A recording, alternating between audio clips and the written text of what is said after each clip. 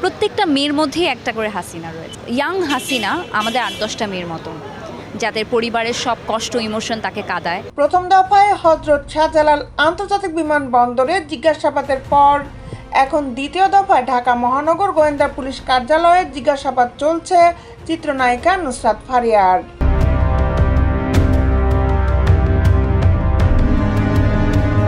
বিস্তারিত নিয়ে আপনাদের সাথে আছি আমি শামীমা সুলতানা। রবিবার হযরত শাহজালাল আন্তর্জাতিক বিমানবন্দর থেকে বাংলাদেশ বিমানের একটি ফ্লাইটে থাইল্যান্ড যাচ্ছিলেন অভিনেত্রী ফারিয়া, কিন্তু তার বিদেশ যাত্রা আটকে দিয়ে ইমিগ্রেশন পুলিশ তাকে আটক করে।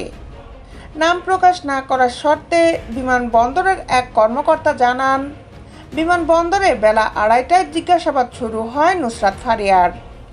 এরপর তাকে ভাটারা থানার পুলিশের কাছে হস্তান্তর করা হয়। বাংলাদেশে আয়রন লেডি যাকে বলা হয়, তার নাম ধরে যখন আমাকে ডাকা হচ্ছে 24 ঘন্টা, হাসিনা আসছে, Hasina ready, Hasina is on the floor. এদিকে ডিএমপির যুগ্ম পুলিশ কমিশনার মোহাম্মদ নাসিরুল ইসলাম সংবাদ মাধ্যমকে নিশ্চিত করেছেন, অভিনেত্রীকে ভাটারা থানা থেকে ডিবি কার্যালয়ে নেওয়া হয়েছে। বিকাল 4:45টার দিকে নুসরাত ফারিয়া ডিবি কার্যালয়ে প্রবেশ করে। প্রয়োজনীয় তথ্যের জন্য এই মুহূর্তে তাকে জিজ্ঞাসাবাদ করছে ডিবি পুলিশ। 2024 সালের বৈষম্য বিরোধী আন্দোলন চলাকালীন রাজধানীর ভাটারা থানাধীন এলাকায় হওয়া এক হত্যা চেষ্টা মামলার আসামি অভিনেত্রী ফারিয়া। অভিনেত্রী ছাড়াও শোবিজের আরও 16 জন তারকাকে এ মামলায় আসামি করা হয়েছে।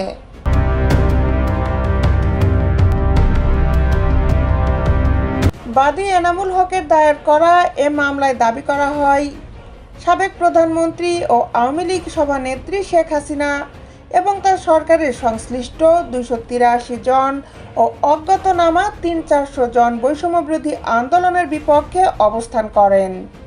শুধু তাই নয়, আওয়ামী লীগের অর্থ যোগানদাতা হিসাবে কাজ করেছিলেন অভিযুক্তরা। দেশ বিদেশের আপডেট নিউজ পেতে আমাদের সাথেই থাকুন। Justice television, Dhaka.